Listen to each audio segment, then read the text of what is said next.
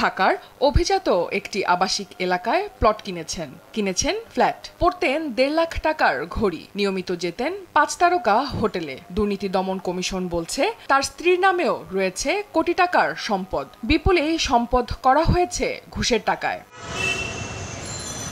স্থানীয় সরকার প্রকৌশল অধিদপ্তরের জ্যেষ্ঠ প্রকৌশলী মোহাম্মদ রাশেদুল আলম ও তার কলেজ শিক্ষক স্ত্রী অপর্ণা রানী দাসের ব্যাংক হিসাবে অস্বাভাবিক লেনদেনের তথ্য পেয়েছে দুর্নীতি দমন কমিশন। সেই তথ্যের সূত্র ধরে অনুসন্ধানে নেমেছে দুদক। প্রাথমিক অনুসন্ধানে এই দম্পতির বিপুল পরিমাণ সম্পদের তথ্য পাওয়া গেছে।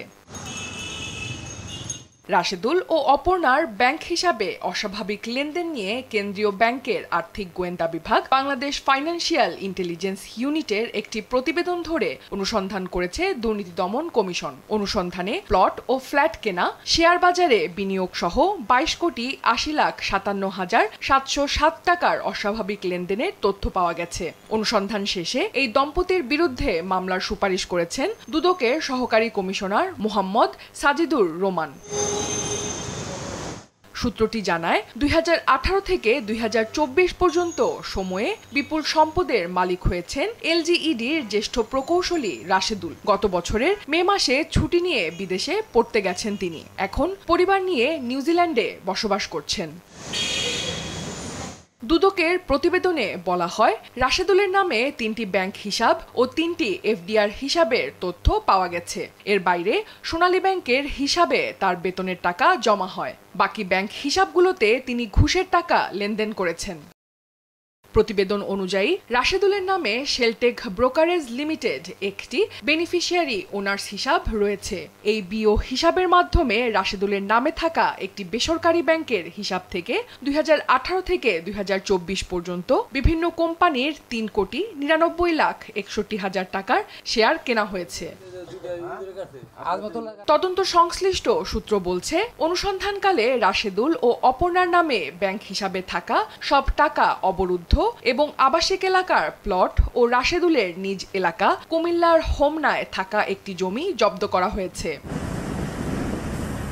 রাশেদুল ও তার কলেজ শিক্ষক স্ত্রীর বিরুদ্ধে অনুসন্ধান শেষে প্রতিবেদন দেয়া হয়েছে উল্লেখ করে দুদকের প্রতিরোধ বিভাগের মহাপরিচালক আক্তার হোসেন বলেন, আইন অনুযায়ী পরবর্তী ব্যবস্থা নেওয়া হবে।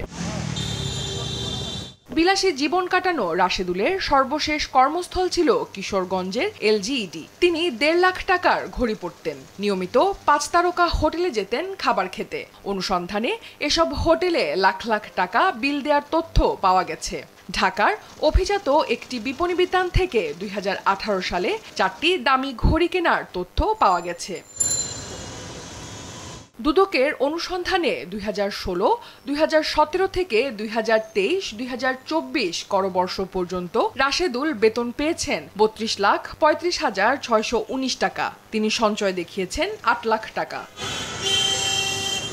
এছাড়া করমুক্ত আয় ১৪,২৬,০৬১ টাকা, মায়ের কাছ থেকে উপহার ৪ লাখ টাকা, বাবা ও দাদির কাছ থেকে ৬ লাখ টাকার জমি পেয়েছেন। নিকটাত্মীয়র কাছ থেকে উপহার পেয়েছেন ৪.৫ লাখ টাকার। পাশাপাশি জিপিএফ, সুদ ও অন্যান্য আয় ৩,২৭,১৩৮ টাকা এবং রেমিট্যান্স থেকে ৪,৬৩,০০০ টাকা আয় দেখিয়েছেন রাশেদুল। কিশোরগঞ্জের গুরুদয়াল সরকারি কলেজের শিক্ষক রাশেদুলের স্ত্রী অপর্ণা রানী দাস, তার নামেও ৯১,৯১,৮৪২ টাকার সম্পদ রয়েছে। এর মধ্যে কিশোরগঞ্জ শাখার একটি বেসরকারি ব্যাংকে রয়েছে ৬০,৪৩,৯০৮ টাকা, নগদ রয়েছে ৩১,৪৭,০০০ টাকা। এছাড়া তার ১০ ভরি স্বর্ণালংকার রয়েছে। দুদকের প্রতিবেদনে বলা হয়, অপর্ণা ২০১৭ সালে বিসিএস এ শিক্ষা ক্যাডারে উত্তীর্ণ হয়ে চাকরিতে যোগ দেন। চাকরি জীবনের শুরু থেকে ২০২১ সাল পর্যন্ত ১০,৭৫,২৫৬ টাকা সঞ্চয় করেছেন তিনি। বেতন ভাতা পেয়েছেন ১৬,১০,৮১০ টাকা। আয়কর নথিতে করমুক্ত আয় হিসাবে দেখিয়েছেন ৬,৭৩,৮৬৮ টাকা। অনুসন্ধানে দুদক অপর্ণার বৈধ আয় পেয়েছেন ৩৩,৫৯,৯৩৪ টাকা। এর বাইরে তার নামে থাকা সব সম্পদই অবৈধ।